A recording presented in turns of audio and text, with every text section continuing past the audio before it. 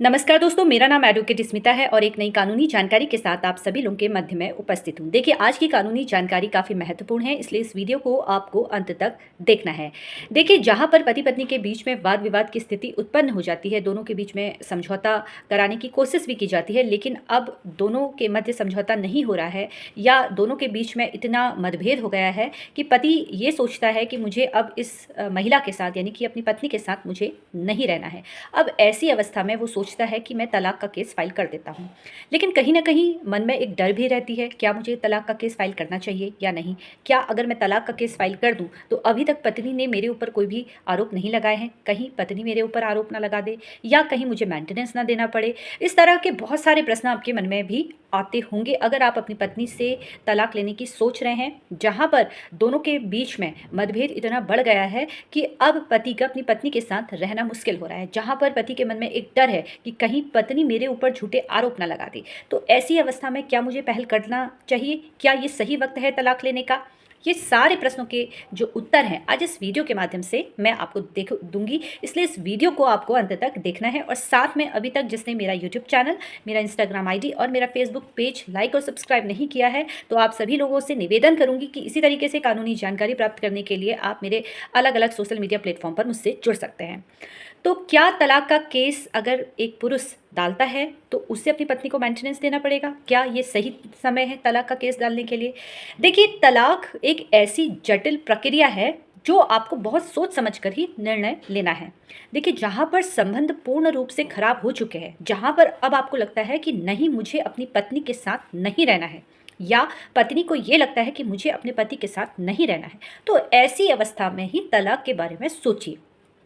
तलाक एक ऐसी जटिल प्रक्रिया है जहां पर आपको बहुत सोच समझकर ही पारिवारिक न्यायालय में आना है। जल्दबाजी में आकर या किसी के कहने पे आके या गुस्से में आकर हम तलाक का केस फाइल तो कर देते हैं, लेकिन जब हम पारिवारिक न्यायालय आ जाते हैं तो वहाँ पे हमें ऐसा लगता है कि कहीं हमसे गलती तो नहीं हो गई, जहाँ पर आपने तलाक का केस किया और पत्नी ने आपके ऊपर बहुत सारे आरोप लगा दिए और इस तरह से आप कोर्ट में काफ़ी लंबे समय से केस फाइट करते ही आ रहे हैं। तलाक की पिटीशन कब फाइल करनी है? देखिए, अगर आपको ऐसा लगता है कि तलाक आपको अपनी पत्नी से लेना ही है, तो पहले आपको मैं 2-3 प्रश्न यहाँ पर करूँगी। अगर आपको लगता है कि ये प्रश्न के उत्तर आपके पास है, तो ही जाकर आपको तलाक का केस फाइट करनी है या तलाक का केस की पिटीशन आपको दायर करनी है। देखिए, पहले जैसा कि मैं बताती हूँ कि तलाक एक जटिल प्रक्रिया है। सबसे पहले आप अपने मन में ये सोचिए कि क्या आप अपने जीवन साथी के साथ रहना चाहते हैं? अगर न्यायालय आपसे कहता है कि आप दोनों समझौता कर लें, तो क्या आप समझौता करने को तैयार हैं? क्या अब आपको पत्नी के साथ नहीं रहना है, चाहे कुछ हो जाए? क्या आपने मन बना लिया? अगर आपके मन में एक आवाज़ ये आती है कि नहीं, मुझे अब इस महिला के साथ, इस पत्नी के साथ नहीं रहना है, चाहे कुछ हो जाए, ये मेरे ऊपर झूठे केस कर सकती है, मेरे बच्चों को नुकसान पहुंचा सकती है, मेरे माता पिता को नुकसान पहुंचा सकती है, या इसका किसी अन्य व्यक्ति के साथ अवैध संबंध है, ये अडल्ट्री पे रह रही है, तो मुझे उसके साथ नहीं रहना है। अगर आपके मन में ये आता है कि नहीं, मुझे इसके साथ नहीं रहना है, तो ही आपको तलाक का केस फाइल करना है। देखिए, अगर तलाक का केस आप फाइट कर रहे हैं, तो मैं आपको बता दूं कि अगर तलाक का केस जब आप न्यायालय में लेके जाते हैं, और ख़ास तौर पर पुरुष वर्ग जब तलाक के लिए याचिका दायर करता है, तो उसके मन में एक डर रहता है कि कहीं पत्नी उसको झूठे आरोपों में ना फंसा दे। और अगर आप जल्दबाजी में तलाक लेने के लिए कोर्ट में आते हैं, आपके पास एविडेंस नहीं है, तो ये जो एप्लीकेशन होती है ये खारिज हो जाती है, पिटीशन खारिज आपकी हो सकती है। इसलिए ध्यान रखिए कि तलाक का केस आपको तब फाइट करना है जब आपके पास कोई ग्राउंड हो।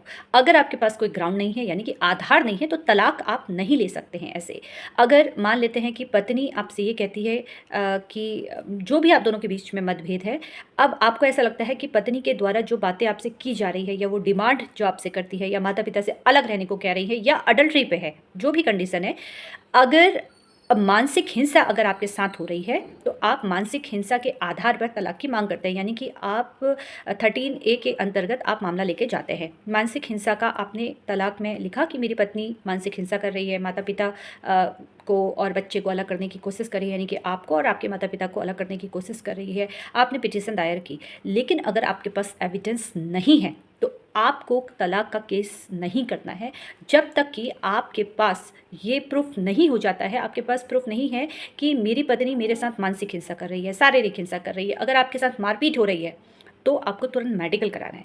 मेडिकल कराकर आपको अपने पास रखना है। ये सारे सबूत जब आपके पास हो जाते हैं तो उसके बाद जाकर ही आप तलाक का केस फाइल कीजिए। अन्यथा अगर पत्नी आपके ऊपर झूठे आरोप लगाना शुरू करती है, मेंटेनेंस का मामला शुरू करती है, तो आप उन केसों में तो फंसेंगे ही, साथ में आपके पास एविडेंस भी नहीं होंगे। अब ये एविडेंस जो आपके प्रूफ है वो वीडियो के माध्यम से हो सकते हैं, व्हाट्सएप के माध्यम से हो सकते हैं, ऑडियो वीडियो रिकॉर्डिंग हो सकती है, मेडिकल अगर आप करवाएंगे तो वो सारी चीज़ें हो सकती है। ये सारी चीज़ें सबूत के तौर पर आप न्यायालय में प्रस्तुत कर सकते हैं। और रही बात मेंटेनेंस की, देखिए अगर पत्नी अडल्ट्री पे है, उनका किसी अन्य व्यक्ति के साथ संबंध है, आप इस आधार पर अपनी पत्नी से तलाक लेने की सोच रहे हैं, तो ये अडल्ट्री वाला जो पॉइंट होता है इसको प्रूफ करने के लिए आपको काफ़ी मेहनत करनी पड़ेगी, क्योंकि आप ऐसे ही किसी पर आरोप नहीं लगा सकते हैं या बिना एविडेंस के आप न्यायालय ना आए। अगर आप ये साबित कर देते हैं कि महिला का किसी अन्य व्यक्ति के साथ अवैध संबंध है, तो ऐसी अवस्था में आपको मेंटेनेंस भी नहीं देनी पड़ेगी। अगर महिला स्वेच्छा से आपका घर छोड़ के चली जा रही है तो भी आपको नहीं देनी है, या आपकी पत्नी और आप दोनों आपसे सहमति से अलग हो रहे हैं तो भी आपको मेंटेनेंस देने की आवश्यकता नहीं है। तो इस डर से कि मुझे अपनी पत्नी को मेंटेनेंस देना पड़ेगा, वो खर्चा मांगेगी, तो इन सारी चीज़ों से डरने की बजाय अगर आप तलाक लेने की सोच रहे हैं तो आपको पहले सबूतों पर विशेष तौर पर ध्यान रखना है। अब किस तरह के सबूत आपको न्यायालय में पेश करने हैं, अब कोई जो प्रूफ लगाता है कोर्ट में, न्यायालय में अपने वकील साहब को देता है, तो वो पूरे एक एक घंटे के वीडियो बनाकर दे देता है। लेकिन मैं आपको बता दूं, इतने लंबे वीडियो न्यायालय में नहीं देखे जाते हैं। आप एक एक घंटे के, दो घंटे के वीडियो बना कर देते हैं और कहते हैं कि ये एविडेंस आप लगाइए। कुछ ऐसे एविडेंस आपके पास होने चाहिए जिससे साफ पता चलता है कि महिला अडल्ट्री पे है या महिला के द्वारा आपके साथ हाथापाई हो रही है, मारपीट हो रही है। आजकल सबूत इकट्ठा करना बहुत आसान है, इसलिए न्यायालय में जब भी आप आए तो बहुत सोच समझ कर आना है, क्योंकि जो तलाक की प्रक्रिया है काफ़ी लंबी भी होती है, जटिल भी होती है। इसलिए गुस्से में आकर या किसी के कहने में आकर आप ये सोच लें कि आपको अपनी पत्नी से अलग होना है, तो ये कहीं की समझदारी नहीं है। जो भी ग्राउंड होना चाहिए वो बहुत स्ट्रॉन्ग ग्राउंड होना चाहिए, उस आधार पर ही पति को अपनी पत्नी से तलाक मिलता है। और रही बात झूठे आरोपों की कि अगर पत्नी ने कहीं मेरे ऊपर झूठे आरोप लगा दिए, तो डरने की आवश्यकता नहीं है। अगर आपके पास एविडेंस हैं तो आप ऐसे केसों को अच्छे से फाइट कर सकते हैं। अगर 498A जैसा आरोप लगा रही हैं या उनका सामान रखने का आरोप लगा रही हैं, तो इस तरह के जो मामले होते हैं इसमें आप काउंटर केस भी कर सकते हैं। देखिए, जो तलाक का केस होता है वो सिविल केस होता है, और जो 498A का जो आरोप लगाती है आपकी पत्नी, तो वो क्रिमिनल केस के अंतर्गत आ जाता है। तो दोनों केस अलग अलग है, इसलिए घबराने की बिल्कुल आवश्यकता नहीं है। सबूतों पर विशेष तौर पर ध्यान रखिए। मेंटेनेंस आपको बचाना है तो आपको ये साबित करना पड़ेगा कि महिला गलत है, नहीं तो मैं आपको बता दूं कि महिला का अधिकार होता है मेंटेनेंस। तो ध्यान रखिए कि अगर मेंटेनेंस देने से आप अपनी पत्नी को नहीं देना चाह रहे हैं, तो ऐसी अवस्था में आपको ये बताना भी पड़ेगा कि आप उनको क्यों नहीं देना चाह रही हैं, किस कारण से महिला को मेंटेनेंस ना मिले। इसलिए कुल मिलाकर मैं आपसे यही कहूँगी कि तलाक का जो केस है आपको तब फाइल करना है जब आपका मन ये कहता है कि हाँ, मुझे अब अपनी पत्नी के साथ नहीं रहना है। अन्यथा आप केस करने के लिए ना सोचें। अगर आपको लगता है कि नहीं, मैं समझौता कर सकता हूँ या मैं इनको एक बार और मौका देता हूँ, तो ऐसी अवस्था में पहले समझौता ही आपको करना है। बेवजह मामूली सी बातों को लेकर न्यायालय ना आए, तलाक का केस गुस्से में आकर फाइट ना करें, अन्यथा आपका पैसा और समय दोनों बर्बाद होता है। इसलिए ध्यान रखिए, अच्छे से सोचिए समझिए और उसके बाद ही आपको तलाक का जैसा केस अपनी पत्नी के खिलाफ या पति के खिलाफ, दोनों के लिए यहाँ पर बात करूँगी मैं, फाइट करने के लिए आना है। बेवजह किसी के बहकावे में आकर न्यायालय ना आए। फिलहाल कानूनी जानकारी प्राप्त करने के लिए इसी तरीके से आप लोग मुझसे जुड़ते रहिए। धन्यवाद। और ध्यान रखिए कि आपको मेरे सोशल मीडिया के अलग अलग प्लेटफॉर्म पर भी मुझसे जुड़ना है। धन्यवाद। आज का वीडियो काफी महत्वपूर्ण है। महत्वपूर्ण इसलिए है क्योंकि अगर आपकी पत्नी भी बार बार आपको छोड़कर कहीं चली जाती है, मायके चली जाती है, आपके बार बार मनाने के बावजूद पत्नी इस तरह की हरकत करती है जहां पर आपकी कोई गलती नहीं है, आपके द्वारा कोई अपराध कारित नहीं किया गया, लेकिन पत्नी का स्वभाव ही ऐसा है जहां पर वो अपने ससुराल से ज्यादा मायके में रहना पसंद करती है या बिना किसी कारण के आपको छोड़कर चली जाती है, जहां पर उसकी आदत इस तरह की है कि जब उसका मन है वो आपके पास आती है, और जब उसका मन बाहर अपने मायके में रहने का है या किसी अन्य जगह पे रहने का है वो आपको छोड़कर चली जाती है।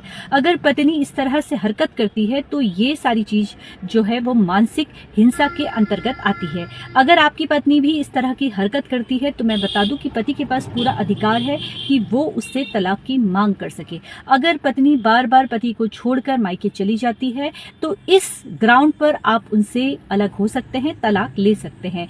अगर पत्नी बार बार आपको छोड़ रही है तो ये भी एक प्रकार का मानसिक हिंसा है, तो आप मानसिक क्रूरता, मानसिक हिंसा के आधार पर आप उनसे तलाक की मांग कर सकते हैं। फिलहाल कानूनी जानकारी प्राप्त करने के लिए इसी तरीके से आप लोग मुझसे जुड़ते रहिए। धन्यवाद।